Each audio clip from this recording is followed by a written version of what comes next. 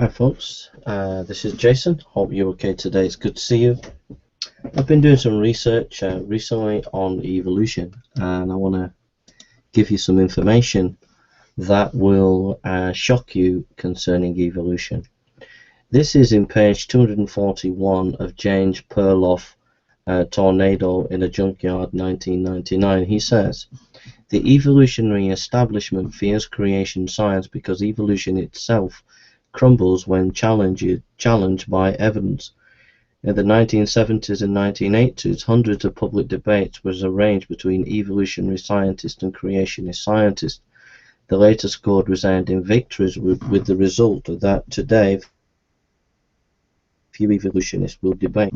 Isaac Asimov, Stephen Jay Gould, and the late Carl Sagan, while highly critical of creationism, all declined to debate. The next piece of information is by Michael Denton, Evolution: A Theory in Crisis, 1985, page 67, Australian molecular biologist. It was because Darwinian theory broke man's link with God and set him adrift in a cosmos without purpose or end that its impact was so fundamental. No other intellectual revolution in modern times so profoundly affected the way men viewed themselves and their place in the universe. Norman Macbeth, Darwin Retired, page 71, 1971, page 147. Unfortunately, in the field of evolution, most explanations are not good. As a matter of fact, they are hardly qualified explanations at all. They are suggestions, hunches, pipe dreams, hardly worthy of being called hypotheses.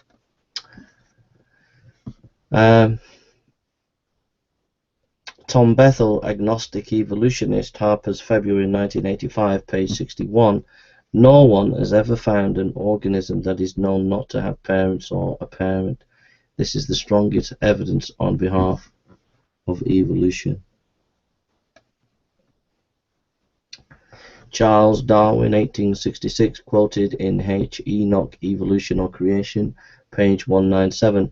As by this theory innumerable transitional forms must have existed, why do we not find them embedded in the crust of the earth?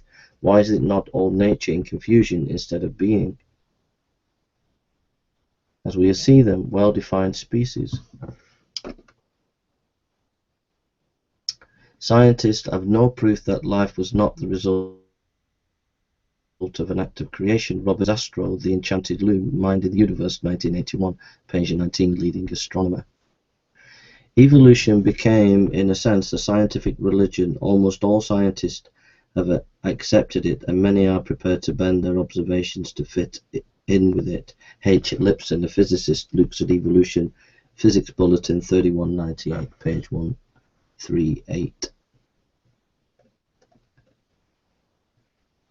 So that's just a few bits of information there, and we've got more information to come.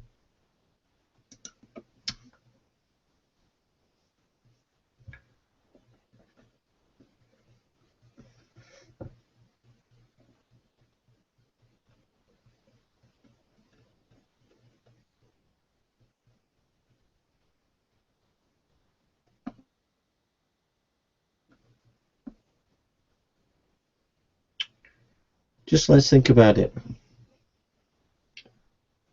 Let's just think about evolution, how it started. They call it abiogenesis, but just think about this.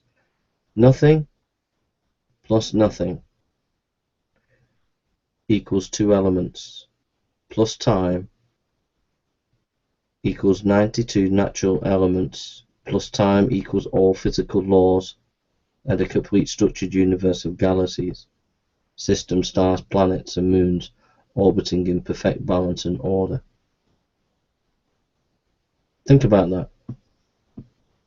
Just think about it. Nothing plus nothing equals two elements plus time equals 92 natural elements plus time, all physical laws, a completely structured universe of galaxies, systems, stars, planets, and moons, orbiting perfect balance and order.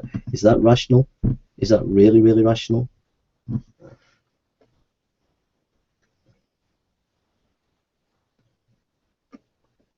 Is it really, really rational, folks?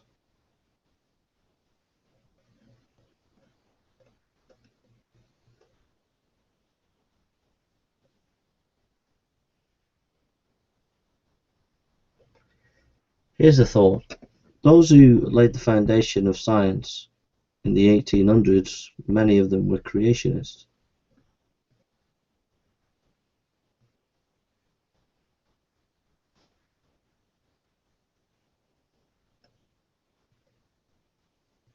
William Paley, 1743–1805, in his 1802 classic Natural Theology, said this: "The kind of carefully designed structures we see in the living world point clear designer. I honestly don't think that anyone has ever equaled that in brilliance."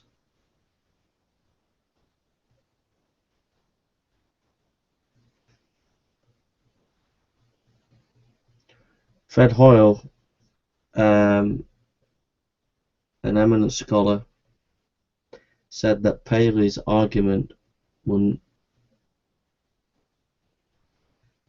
appears unanswerable.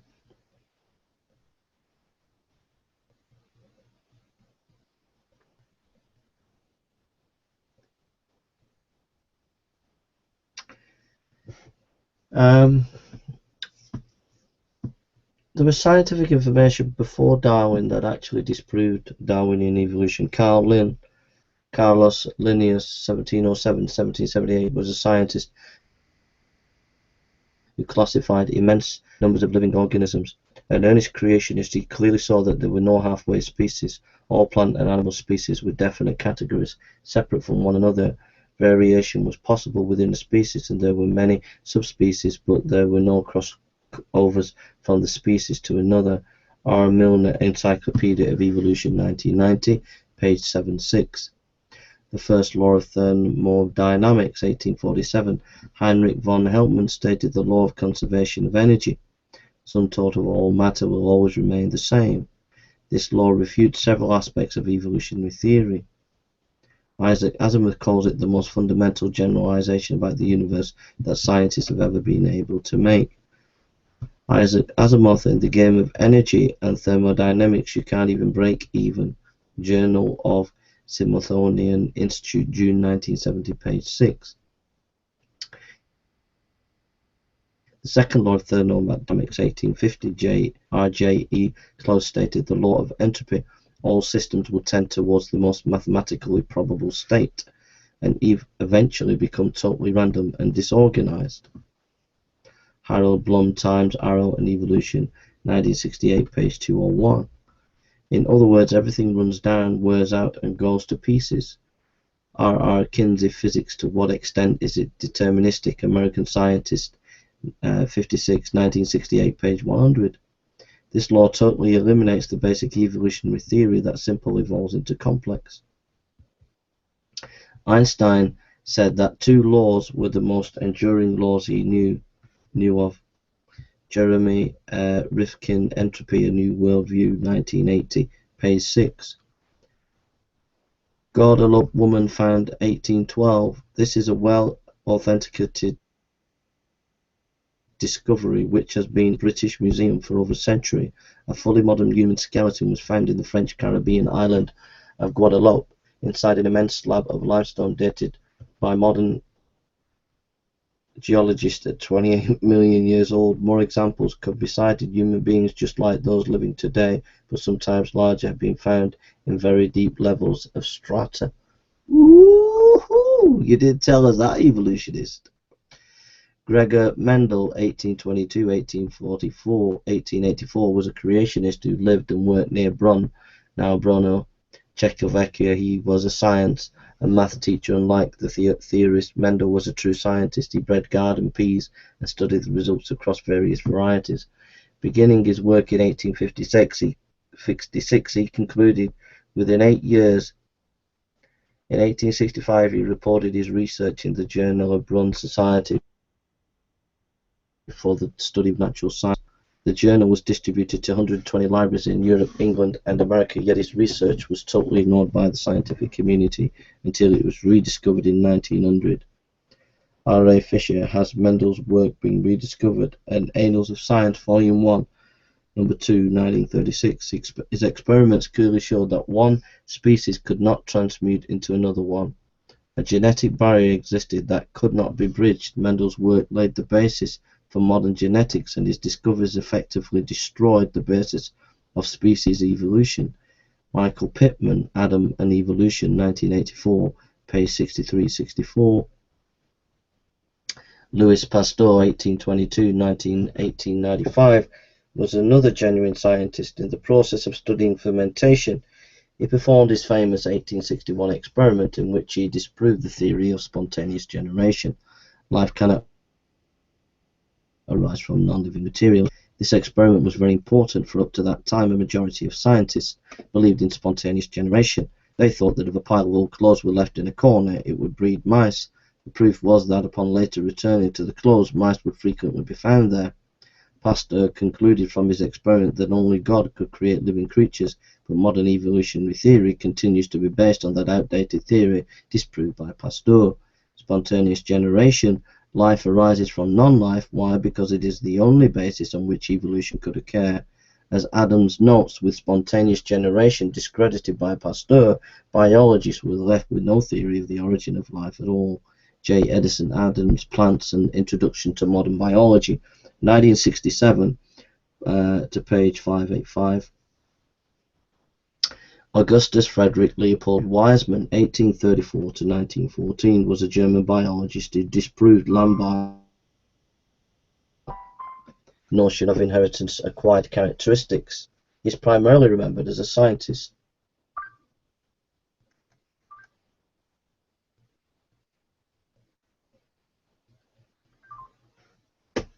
Sorry about that. Augustus Frederick Leopold Weizmann, 1834 to 1914, was a German biologist who disproved Lamarck's notion of the inheritance of acquired characteristics. He is primarily remembered as the scientist who cut off the tails of 901 young white mice in 19 successive generations, yet each new generation was born with a full-length tail. The final generation, he reported, had tails as long as those originally measured on the first. Weizmann also carried out other experiments that buttressed his refutation of Lamarckism. His discoveries, along with the fact that circumcision of Jewish males for 4,000 years had not affected the foreskin,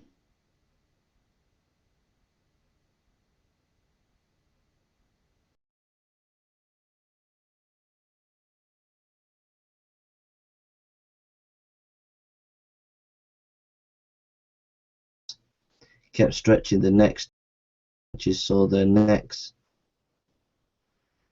Yet Lamarckism continues today as the disguised basis of evolutionary biology. For example, evolutionists still teach that giraffes kept stretching their necks to reach higher branches, so their necks became longer.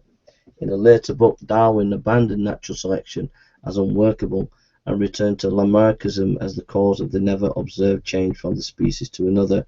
Randall Hett, The Secret of the Sixth Edition, 1984. Here is a brief partial overview of that true scientists were accomplishing in the 18th-19th centuries. All of them were creationists. Louis Agassiz, 1807-1873, Glacial Geology. Charles Babbage, 1792.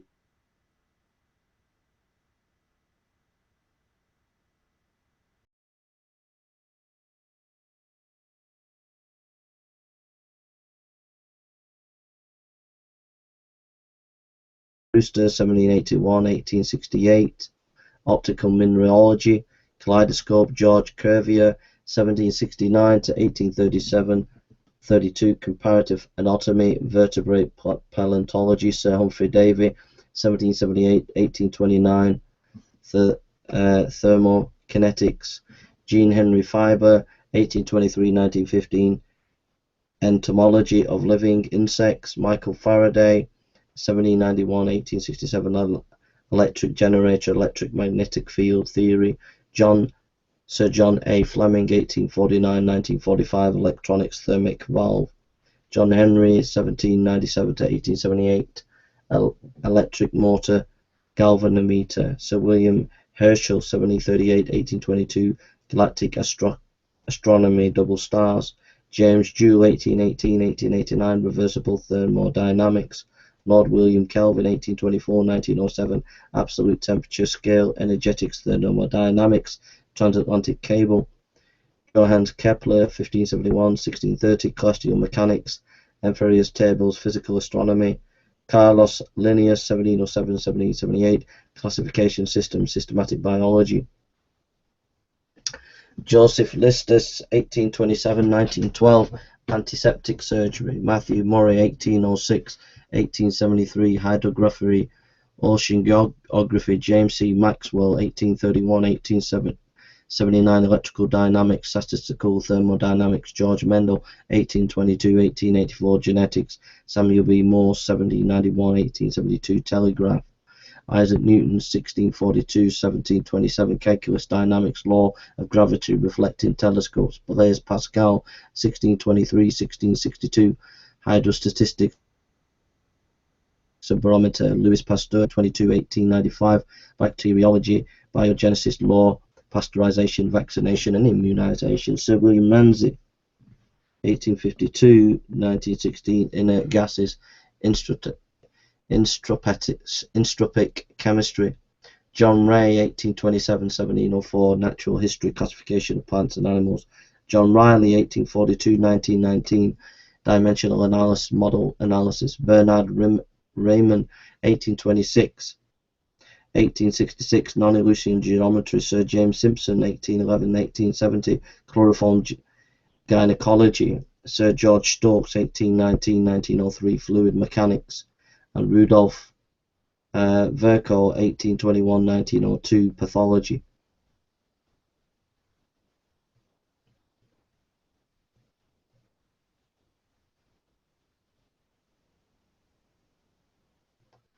So what we've seen here is massive, absolute massive creationist scientists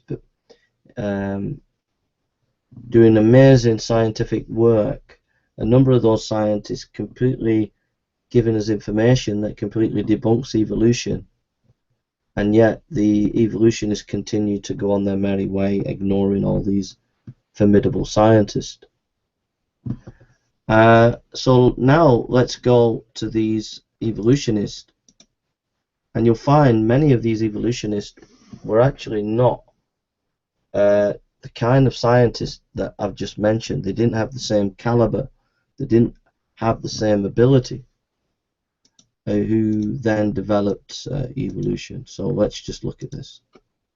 Emanuel Swedenborg in 1688 and 1772 was a do-nothing expert. In his 1734 book Principia, he theorized that a rapidly rotating nebula formed itself into a solar system of sun and planets. He claimed he obtained the idea from spirits during his seance. It is significant that the nebula hypothesis theory originated from such a source.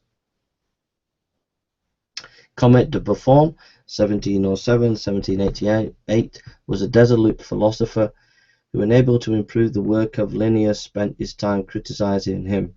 He theorized that species originated from one another and that a chunk was torn out of the sun, which became our planet.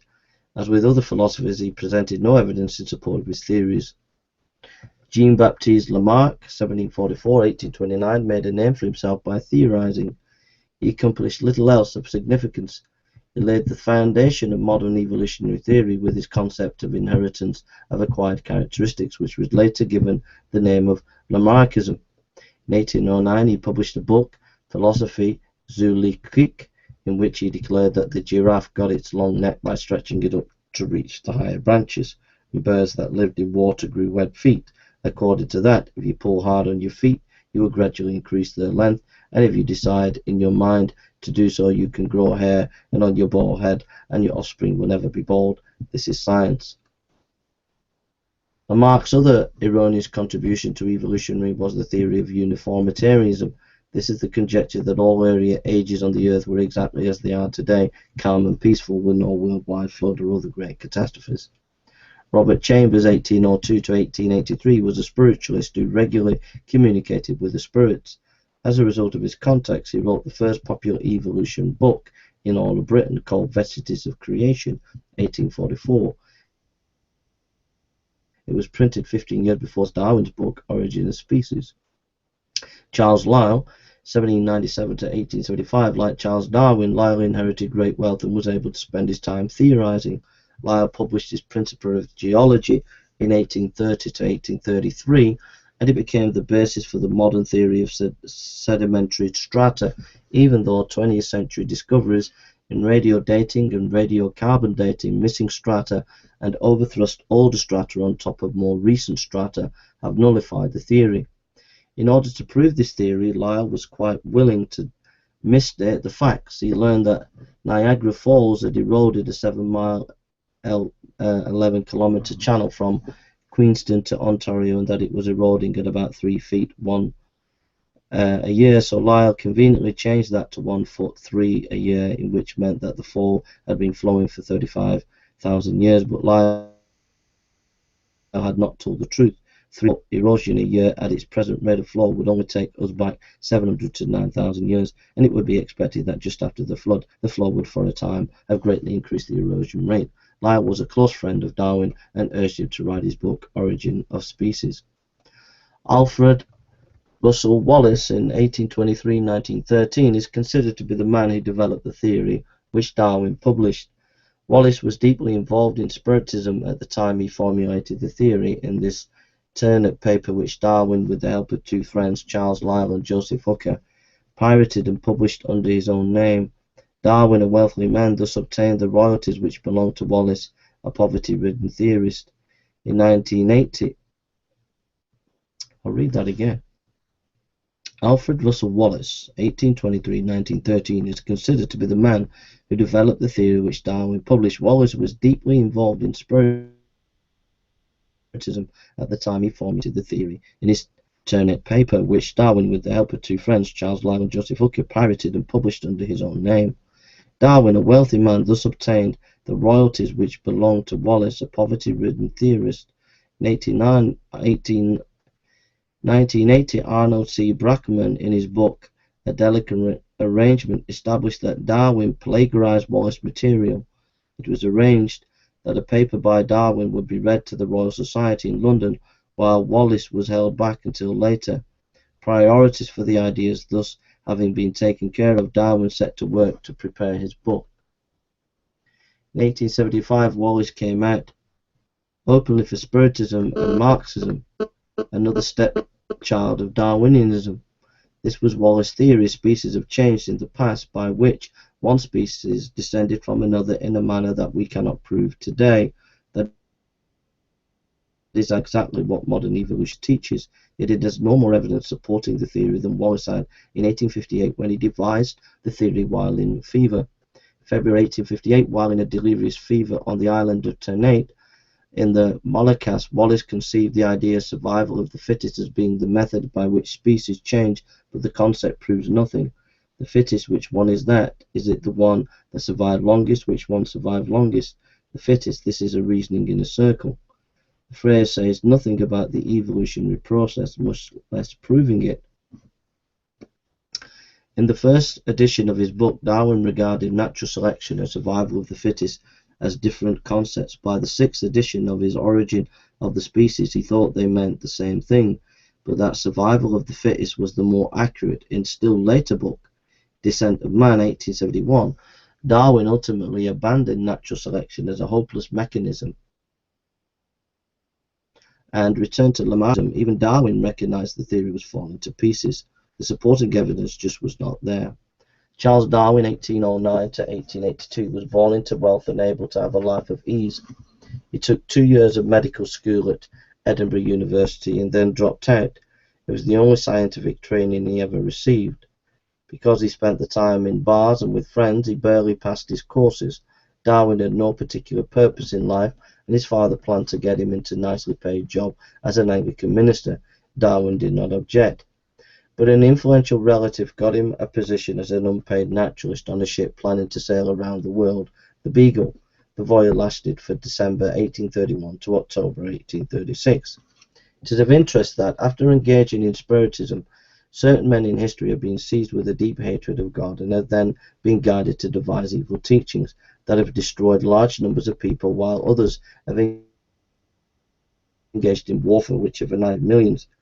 In connection with this, we think of such non-spiritists as Sigmund Freud and Adolf Hitler. It is not commonly known that Charles Darwin, while a naturalist aboard the Beagle, was initiated into witchcraft in South America by nationals.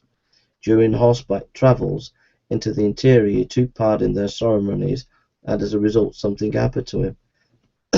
Upon his return to England, although his health was strangely weakened, he spent the rest of his life working on theories to destroy faith in the Creator.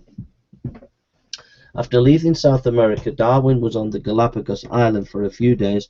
While there, he saw some finches which had blown in from South America and adapted to their environment, producing several subspecies. He was certain that this showed cross-species evolution, changing to new species, but they were still finches. This theory about the finches was the primary evidence of evolution he brought back with him to England. Darwin, never a scientist and knowing nothing about the particularities of genetics, then married his first cousin, which resulted in all 7 of his children having physical or mental disorders. One girl died after birth, another at 10. His oldest daughter had prolonged breakdown at 15. Their of his children became semi-invalids, and his last son was born mentally retarded and died 19 months after his birth. His book Origin of Species was first published in November 1859. The full title On the Origin of the Species by Means of Natural Selection or the Preservation of the Favored Races in the Struggle for Life reveals the viciousness of the underlying concept. This concept led directly to 2 of the worst wars in the history of mankind. In his book, Darwin reasoned from the theory to the facts and provided little evidence for what he had to say. Modern evolutionists are ashamed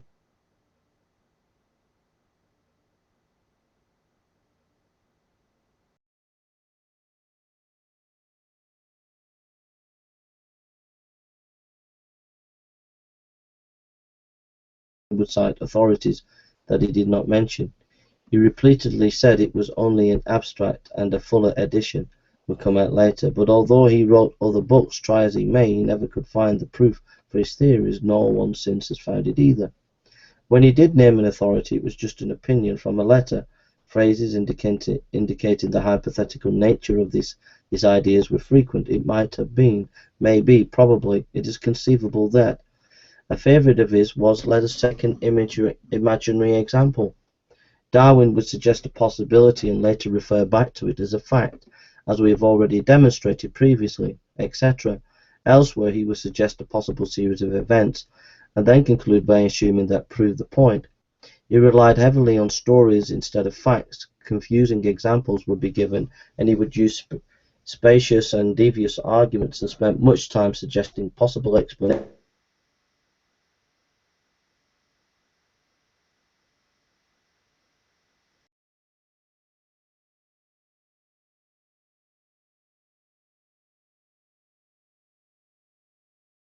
in the strata.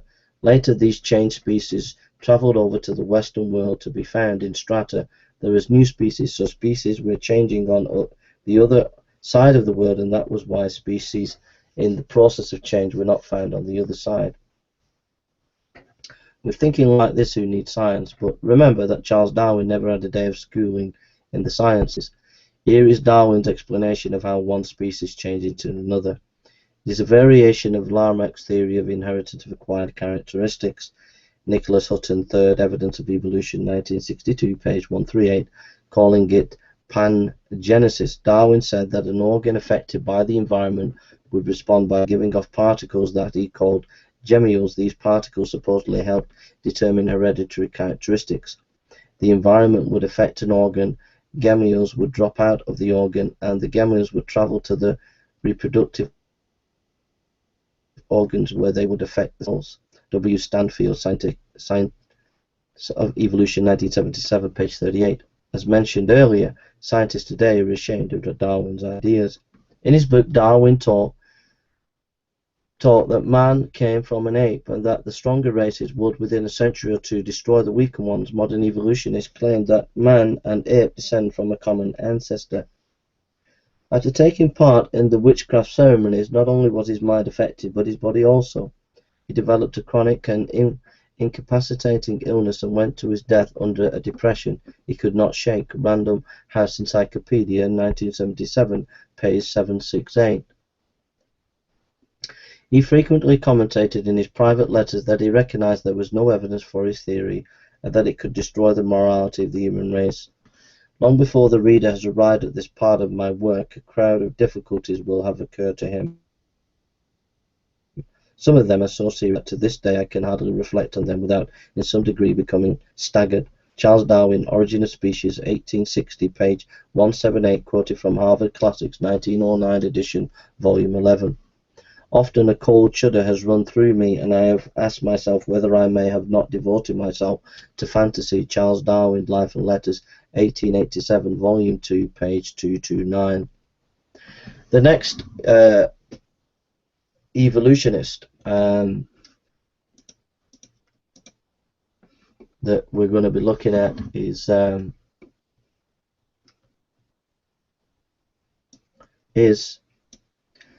Thomas Huxley. 1825 1895 was the man Darwin called my bulldog. Darwin was so frail in health that he did not make public appearances, but he remained secluded in the mansion he inherited after being personally converted by Darwin on a visit to Darwin's home. Huxley championed the evolutionary cause with everything he had. In the later part of the 19th century, while Haeckel laboured earnestly on the European continent, Huxley was Darwin's primary advocate in England. The X Club was a secret society in London which works to further evolutionary thought and suppress scientific opposition to it. It was powerful, for all scientific papers considered by the Royal Society had to be first approved by this small group of 9 members. Chaired by Huxley, its members made contacts and powerful, effective British scientific associations. Michael Pittman, Adam and Evolution, 1984, page 64. Woo! You don't learn this in science class. But what do they do? Asked a curious journalist. They run British science, the professor replied, and on the whole they don't do it badly. R. Milner, Encyclopedia of Evolution, 1990, page 467. That's amazing. In the 20th century, US government agencies working closely with the National Science Federation and kindred organizations have channeled funds for research to universities willing to try and find evidence for evolution.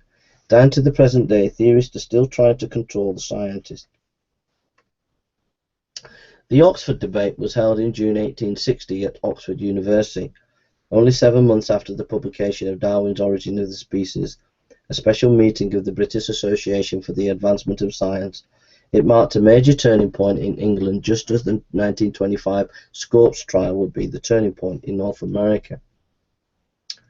Scientific facts had little to do with either event, both were just battles between personalities. In both instances, evolutionists won through ridicule. They dared not rely on scientific facts to support their case, because they had none. Samuel Wilberforce, Anglican Bishop of Oxford University, was scheduled to speak that evening in defence of creationism. Huxley had lectured on behalf of evolution in many English cities and was not planning to attend that night, but Chambers, the spiritualist advisor to Huxley, was impressed to find and tell him he must attend. Wilberforce delivered a vigorous attack on evolution for half an hour before a packed audience of 700 people. His presentation was outstanding and the audience was apparently with him. But when Wilberforce turned and rhetorically asked Huxley a humorous question, whether it was through his grandfather or his grandmother that Huxley claimed descent from an ape, Huxley was extremely sharp-witted, and at the bishop's question he clasped the knee of the person sitting next to him and said, "He is delivered into my hands." Huxley arose, worked the audience up to a climax, and then declared that he would feel no shame in having an ape as an ancestor, but would be ashamed of a brilliant man who plunged into scientific questions of which he knew nothing. John W. Clutt, Science and Religion in Studies in Creation, 1985, page 4546. At this, the entire room went wild, some yelling one thing and others another. On a pretext so thin, the evolutionists in England became a power which scientists feared to oppose. We will learn that ridicule heaped on ridicule through the public press accomplished the same results for American evolutionists in Dayton, Tennessee in 1925. The Orgyle meteorite, 1861, was one of the many hoaxes perpetrated to further the cause of evolution. Someone inserted various dead microbes and then covered it over with a surface appearing like the meteorite. The object was to show that life came from outer space, but the hoax was later discovered. Scientific America, January 1965, page 52. A remarkable number of hoaxes have occurred since then. Men working desperately have tried to provide scientific evidence that does not exist. In the mid-1990s, a meteorite from Mars with a dead organism on it was trumpeted in the press, but ignored were the conclusions of competent scientists that discovery was highly speculative. Sir Francis Galton, in 1822 to 1911, Galton was Charles Darwin's cousin, who amplified on one of the theory's logical conclusions. He declared that the science of eugenics was the key to humanity's problems, put the weak, infirm, and aged to sleep. Adolf Hitler, an ardent evolutionist, used it successfully in World War II. Otto Scott, playing God, in Chalcedon Report number 247, February 8, 1968, page 1. Wallace break with Darwin. Darwin's close friend Russell Wallace eventually separated from Darwin's position, a position he given Darwin when one realized that the human brain was far too advanced for evolutionary process to have produced it. Lawrence C. Easley, was Darwin wrong about the human brain? Harper's Magazine, 1955. Herbert Spencer, 1820-1903, along with certain other men, Friedrich Nietzsche, Karl Marx, and Sigmund Freud, John Dewey, introduced evolutionary modes of morality into social fields, sociology, psychology, education, welfare, economics, with devastating effects on the 20th century. Spencer, also a spiritist, was the one who initially invented the term evolution. R. Milner, Encyclopedia of Evolution, 1990, page 159. Spencer introduced sociology into Europe, clothing it in evolutionary terms. From there it travelled to America. He urged that the unfit be limited so society could properly evolve. Harvey E. Barnes, Historical Sociology, 1948-13. In later years, even the leading evolutionists of the time, such as Huxley and Darwin, became tired of the fact that Spencer could do nothing but theorize and knew so little of real-life facts. The Archaeopteryx, 1861 to 1877. These consisted of several fossils from a single limestone quarry in Germany, each of which the quarry owner sold at high price. One appeared to possibly be a small dinosaur skeleton, complete with wings and feathers.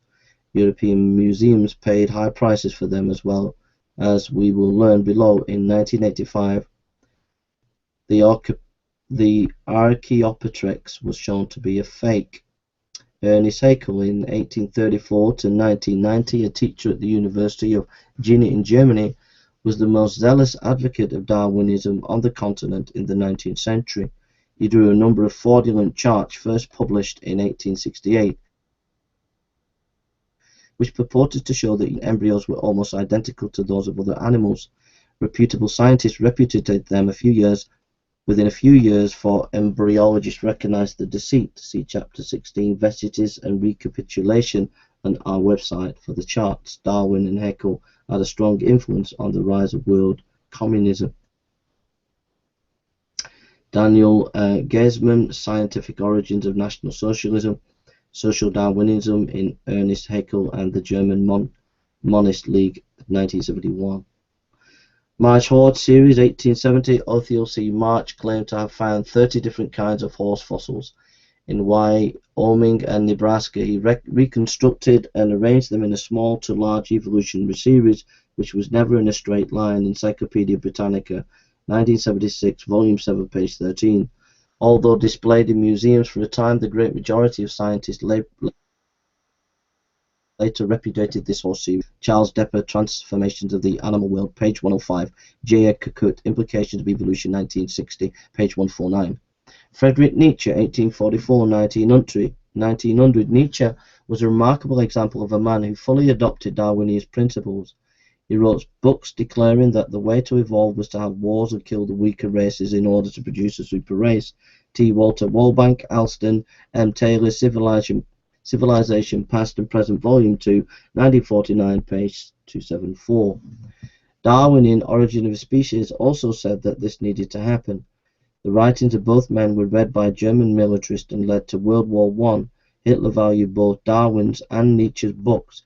When Hitler killed 6 million Jews, he was only doing what Darwin taught. It is of interest that a year before he defended John Scopes' right to teach Darwinianism at the Dayton monkey trial, Clarence Darrow declared in court that the murderous thinking of two young men was by their having learned Nietzsche's vicious Darwinism in the public schools.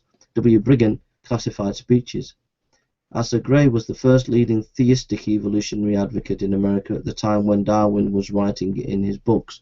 Gray, a Presbyterian, worked closely with Charles W. Eliot, president of Harvard, in promoting evolution as Christian teaching, yet teaching long ages and the book of Genesis as fable.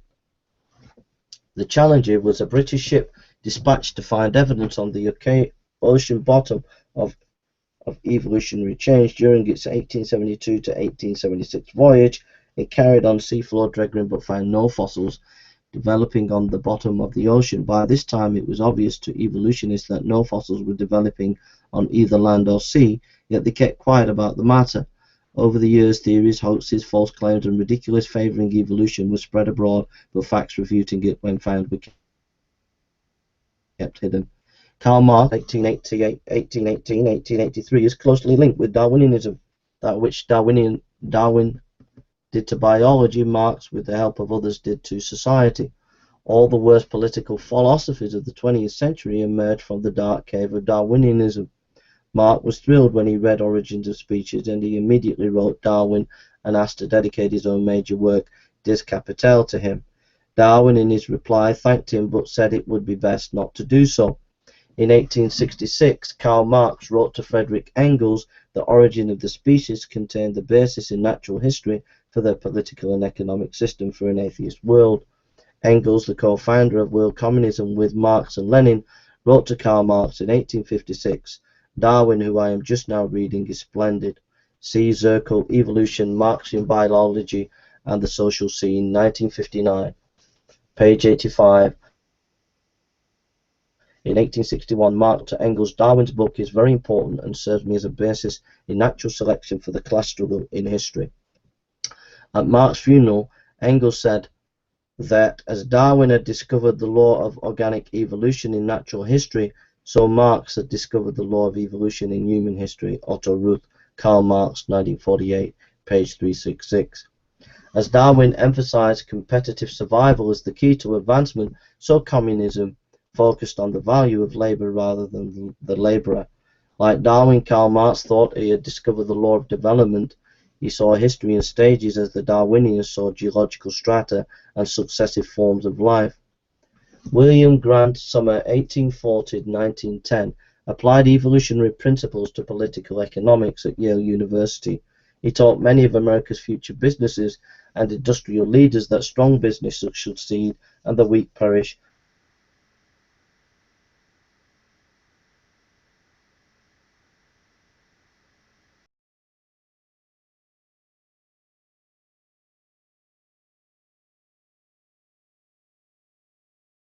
Millionaires in the fittest, modern, laissez-faire capitalism was the result. Gilman M. Ostrander, The Evolutionary Outlook, 1875, 1900, 1971, page 5. William James, 1842-1910, was another evolutionist who influenced American thinking. His view of psychology placed the study of human behavior on an animalistic evolutionary basis. Tidal hypothesis theory. George Darwin, son of Charles Darwin, wanted to come up with something original, so he invented the theory that 4 million years ago the moon was pressed nearly against the earth, which revolved every 5 hours. Then one day a heavy tide occurred in the ocean which lifted it out of its present location. Later, proponents of George's theory decided that the Pacific Basin is the whole moon left behind when those large ocean waves pushed it out into space. Bumpus Sparrows, 1898. Herman Bumpus was a zoologist in Brown University during the winter of 1898. By accident, he carried out one of the only field experiments in natural selection.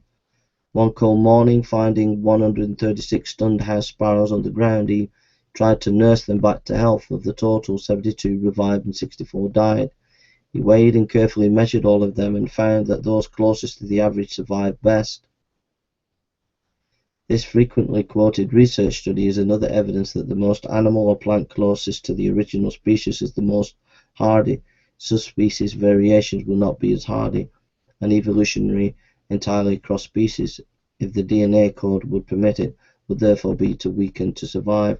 R. Milner, Encyclopedia of Evolution, 1990, page 61. Hugo de Veres, 1848-95, was a Dutch botanist and one of the three men who in 1900 rediscovered Mendel's paper on the law of heredity. One day while working with Primrose, de Veres thought he had discovered a new species. This made headlines. He actually had found a new variety, subspecies of primrose, but de Veres conjectured that perhaps this new species had suddenly sprung into existence as a mutation. He theorized that new species saltated leaped, that is, continually spring into existence. His idea is called saltation theory.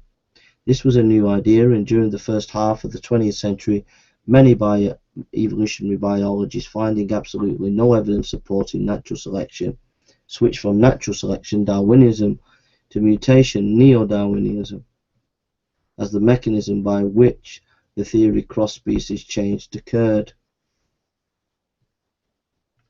Later in this book, we will discover that mutations cannot produce evolution either, for they are always harmful. In addition, decades of experimentation have revealed they never produce new species.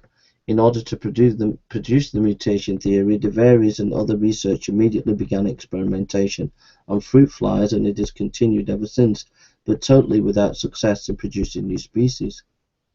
Ironically, de Veres' salutation theory was based on an observational error.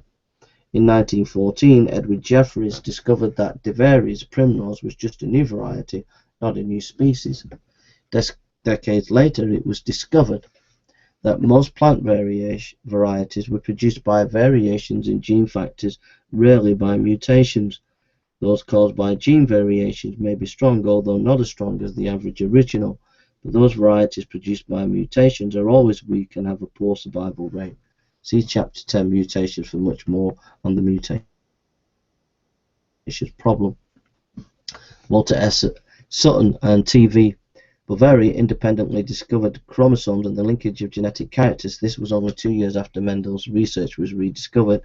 Scientists were continually learning new facts about the fixity of species.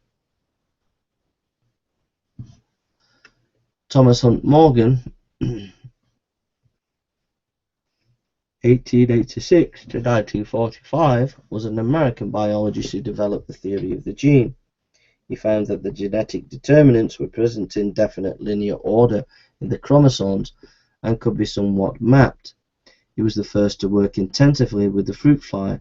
Dosivala, Michael Pittman, and Adam Evolution in 1984, page 70. But research within the fruit flies and other creatures has proved a total failure in showing mutation to be a mechanism for cross-species change. Richard B. Goldschmidt, Evolution as Viewed by One Geneticist, American Scientist, January 1952, page 94. H. J. Muller, 1990-1967, upon learning of the 1927 discovery that X-rays, gamma rays, and various chemicals could induce an extremely rapid increase of mutations in the chromosomes of test animals and plants. Muller pioneered in using X-rays to greatly increase the mutation rate in fruit flies. But all he and other researchers found was that mutation were always harmful. H. G. Muller, Time, November 11, 1946, page 38. E. G. Gardner, Principles of Genetics, 1964, page 192. Theodosius Dobianski, Genetics and the Origin of Species, page 1951, page 73. Sigmund Freud, 1856 to 1936, was deeply indebted to the evolutionary training he received in Germany as a man. He fully accepted it, as well as Haeckel's recapitulation theory. Freud began his introductory lectures on psychoanalysis 1916 within Haeckel's premise: each individual somehow recapitulates in an abbreviated form the entire development of the human race. R. Milner, Encyclopedia of Evolution, 1990, page 177.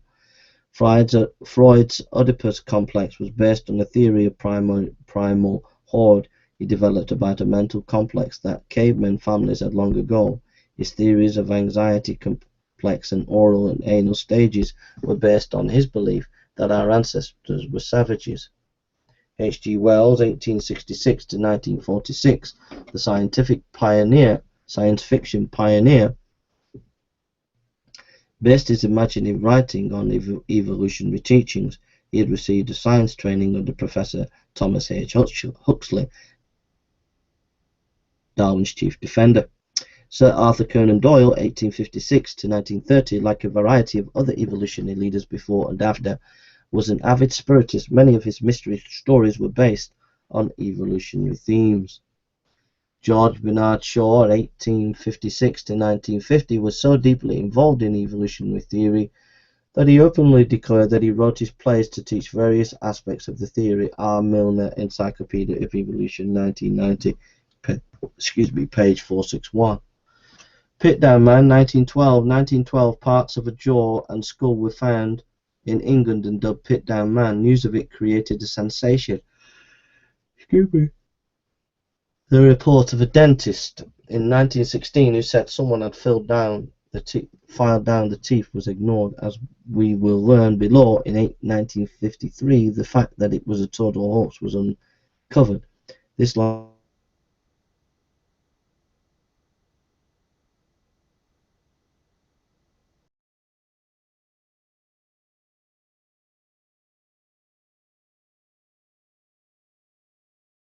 basically taught that there is no moral code. Our ancestors were savage and civilization only progressed by violence against others. It therefore led to extreme nationalism, racism, and warfare through nations, Nazism and fascism.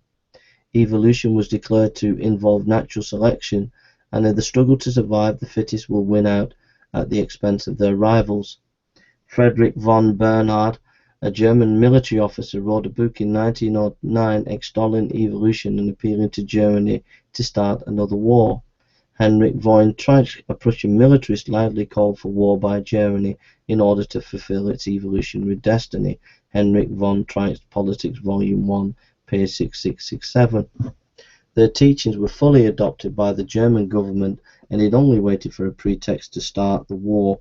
R. Milner, Encyclopedia of Evolution, 1990, page 59.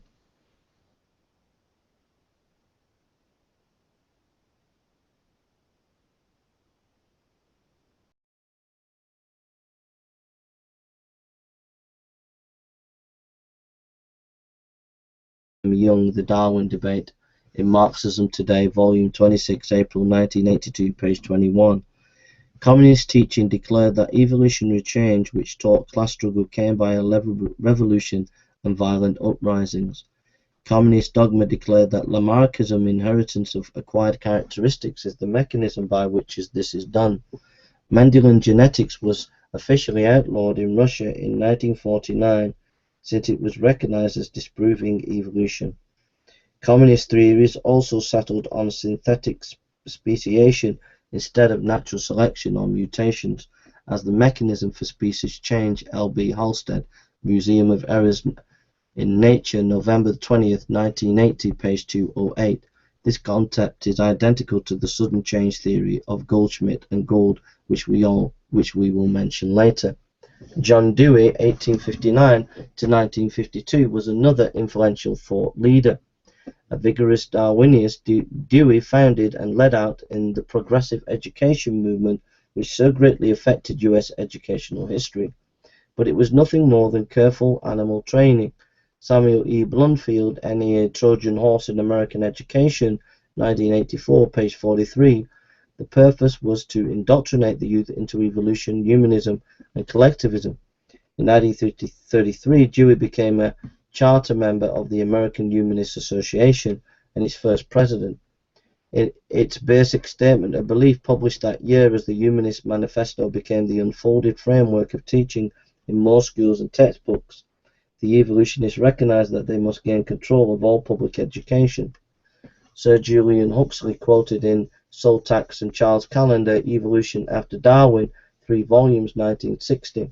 Historically, American education was based on morals and standards, but Dewey said that in order to be progressive, education must leave the past and evolve upward to new modern concepts.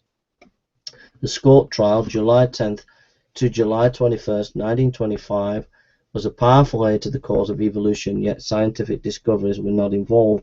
That was fortunate, since except for a single tooth later disproved and a few other frauds, the evolutionists had nothing worthwhile to present. The world's most famous court trial, a complete stenographic report, 1925. The ACLU, American Civil Liberties Union, had been searching for someone they could use to test the Butler Act, which forbade the teaching of evolution in the public schools in Tennessee. John Scopes, 24 at the time, volunteered for the job. He later privately admitted that he had never actually taught evolution in class, so the case was based on a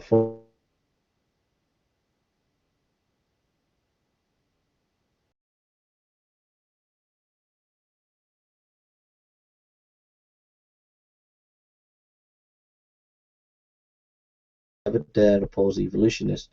The entire trial, while reportedly as the Tennessee monkey trial was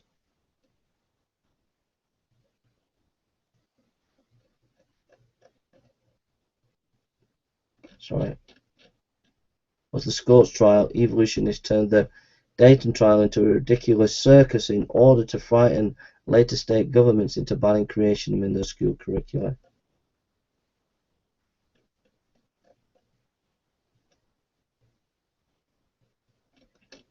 Sorry about this.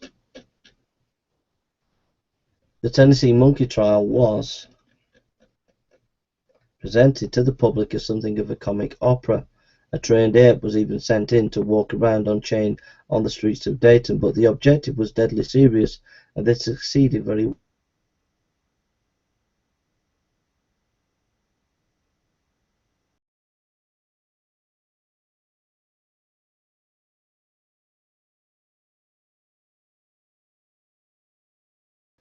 Ridicule, sides, issues, misinformation, and false statements were used to win the battle.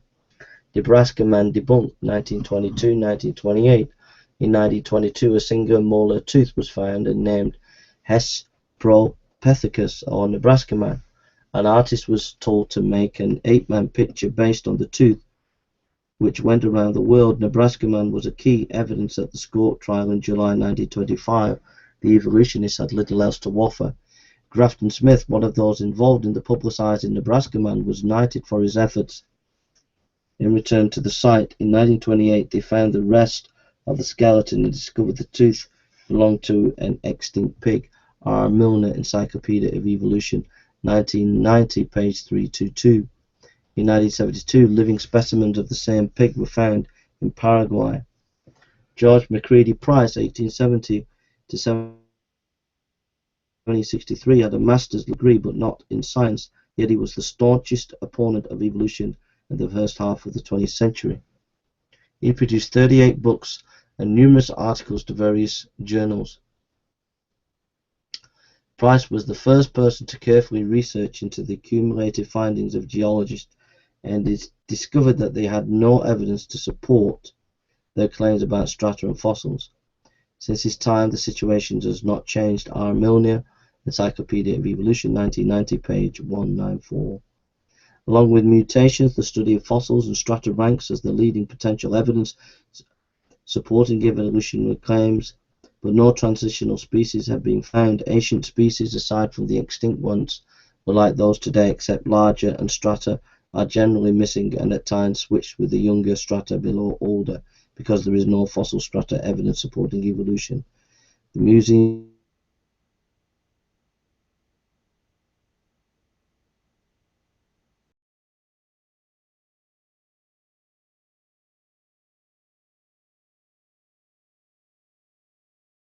Oliver Wendell Holmes, Jr., 1841 to 1935, powerfully affected the U.S. Supreme Court in both viewpoint and legal precedent.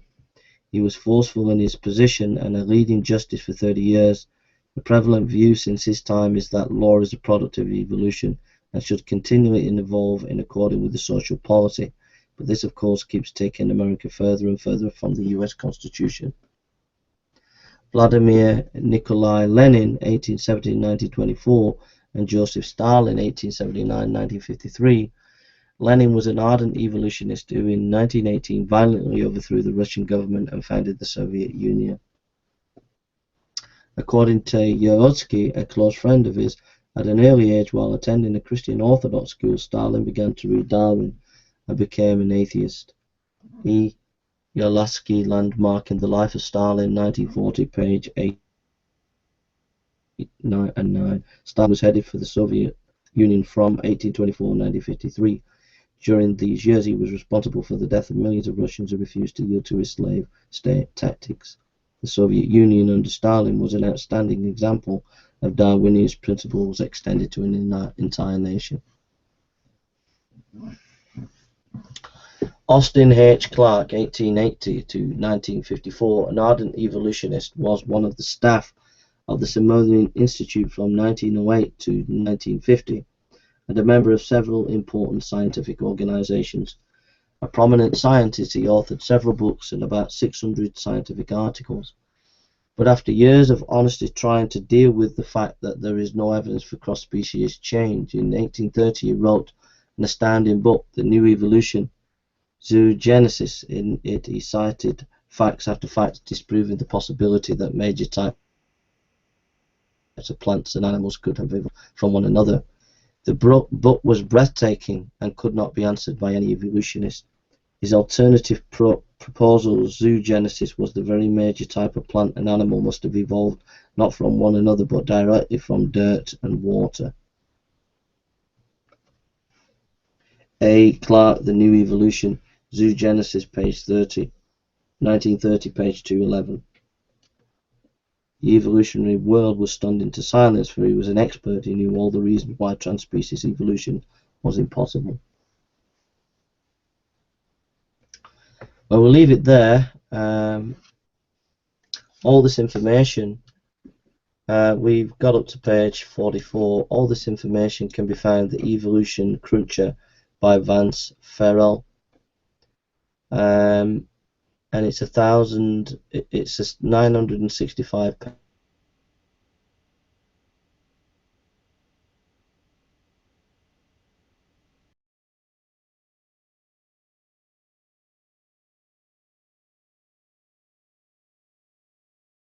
to you, and I'll try and do some more in the next few days on this topic. So I hope it's informative to you. All the information, I say again, was from the Evolution Cruncher, Vance and Farrell. They give you permission to use the material and to spread the information, and I hope that you found all the information a help. If you go to evolution-facts.org, evolution-facts.org, Evolution Cruncher by Vance Farrell, BA, MA, published by Evolution Facts Incorporated, Box 300, Altamont, TN 37301, USA.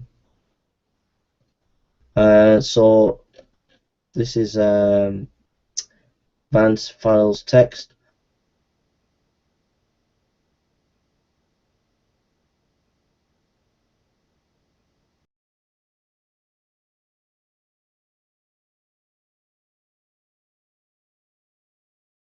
Take care now and God bless.